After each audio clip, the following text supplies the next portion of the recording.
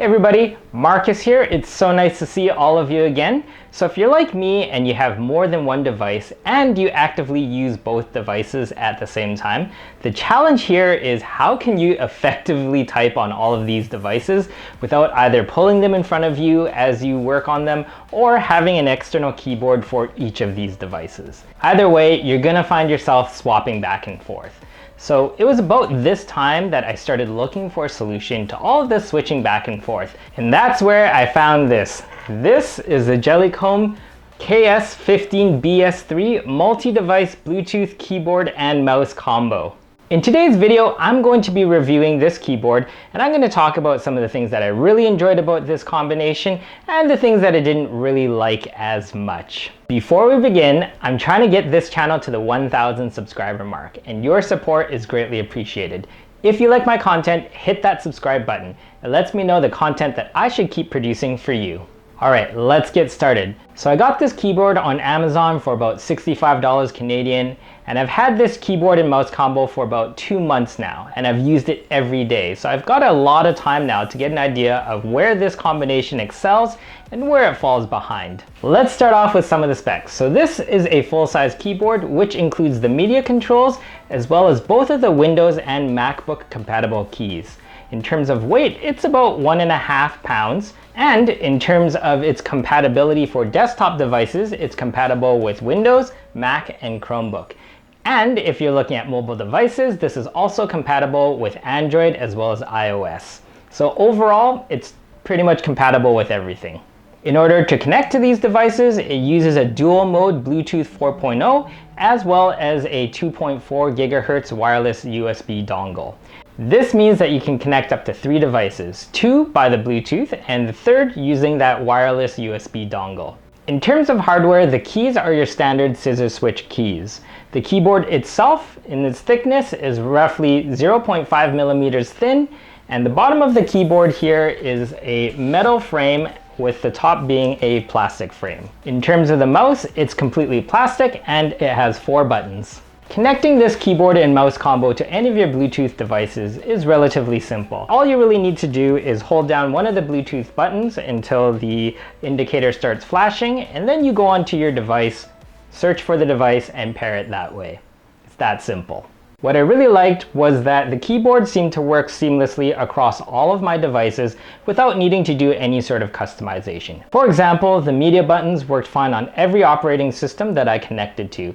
In addition to that, both the Windows and MacBook command keys worked fine. Those also didn't need to be remapped or anything like that. They just worked, which was awesome. In terms of swapping back and forth between devices, that was relatively simple. All I had to do was press the device button that I wanted to connect with, and it took about 1 or 2 seconds to swap over from, say, my MacBook over to my desktop. Okay, so what I want to do here is I want to give you a quick demo of how quickly I can swap back and forth between the 2 devices here. So I have my desktop on the left-hand side here, and then my MacBook Pro on the right-hand side. The desktop is connected by the 2.4 gigahertz wireless USB dongle, and the MacBook is connected using Bluetooth.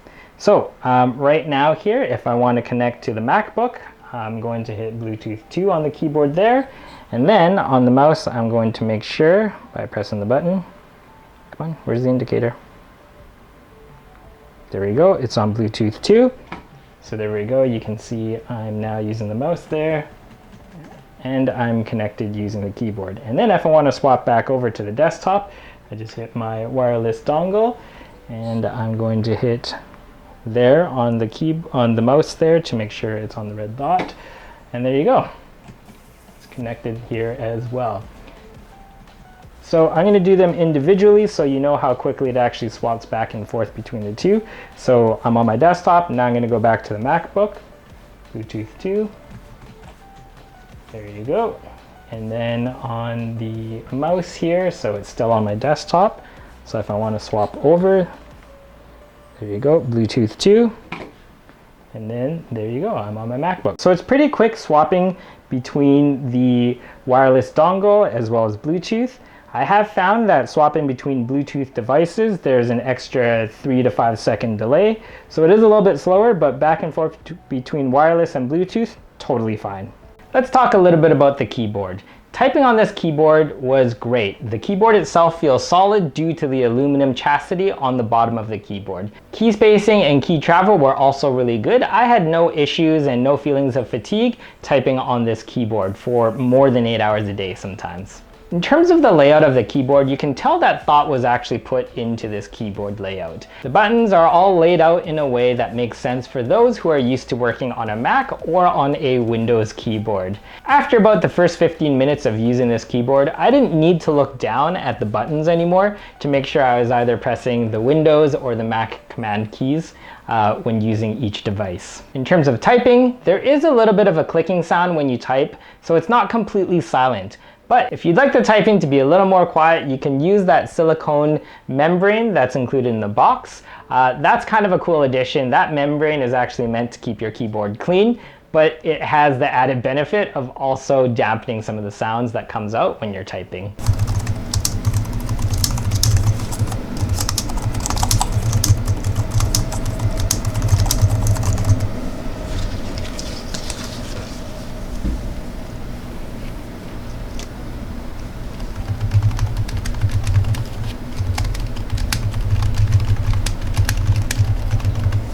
Okay, let's talk about some of the things where this keyboard and mouse combo kind of falls behind. Starting with the keyboard itself. For those of you who like keyboards with a backlight, I have some bad news for you. There's no backlight available on this keyboard. However, I have to say, in my use over the last 2 months, I haven't found myself missing this feature. Mostly because the screen of my laptop or my computer provides enough light that I can see what's going on the keyboard. Initially, when I started using the keyboard, one of the things that I found that was actually very distracting was a constantly flashing LED. That constantly flashing LED is your indicator to let you know which device you're connected to. When you're typing, it's just kind of like out of the corner of your eye, it's always blinking at you. And I didn't find this to be a good inclusion. I would have actually preferred in their design if that LED indicator was just constantly on so that you knew which device you're connected to. The constant flashing was kind of distracting in the beginning. However, over the last month now, or the last 2 months now, I've stopped noticing it, so it might not be a downside for some of you. In terms of the keys, they are your standard plastic keys with letters printed on top. This is kind of a downside because this means that over longer periods of use, the keys will be prone to wear. They can become shiny and the labels will also start to fade. So these are definitely not double shot keys. When we're looking at the ergonomics of this keyboard and mouse, while I do like the slim profile of both the keyboard and mouse, it is going to take some time to get used to this design. For example, for those of you who like a keyboard that's angled at an incline towards you, this is not available with such a slim keyboard. For me, by far the weakest part of this setup is the mouse. Starting with the ergonomics of the mouse, its flat profile is also a bit of a problem. If you're like me and you're used to using a palm grip when you're holding your mouse, you're gonna find yourself having to adjust and use more of a fingertip or a claw grip when holding onto the mouse. In terms of material, the entire mouse is just plastic. I mean, most mice that you do buy are plastic, but this one just feels cheap. And in comparison to the build and the look of this keyboard, the mouse feels like a cheap kind of afterthought. The scroll wheel on this mouse is kind of mushy, so if you don't like that feeling, you're not gonna like this. And the bottom of this mouse doesn't even have a proper anti-slip coating. It's just a plastic. So without a mouse pad, you're going to be grinding your mouse on your desk. So while on the keyboard, to swap connections, all you need to do is press one of these buttons. On the mouse, that button is located on the bottom of the mouse. This means that every time you want to swap devices on your mouse, you're going to have to pick it up, turn it over, and press the button. And because there aren't dedicated buttons for each of the devices you want to connect to, you actually have to click this button multiple times in order to cycle through the devices. What would have been better is to have the device swapping button somewhere on the top of the mouse instead of needing to flip it over. And it's things like this, which is why I say the mouse feels like an afterthought. Like the keyboard was clearly thought out and the mouse was just kind of like, let's put a button on the bottom. Okay, let's talk about the battery life. In terms of the battery size, I couldn't actually get any information on the website about how big the battery was in the keyboard and the mouse.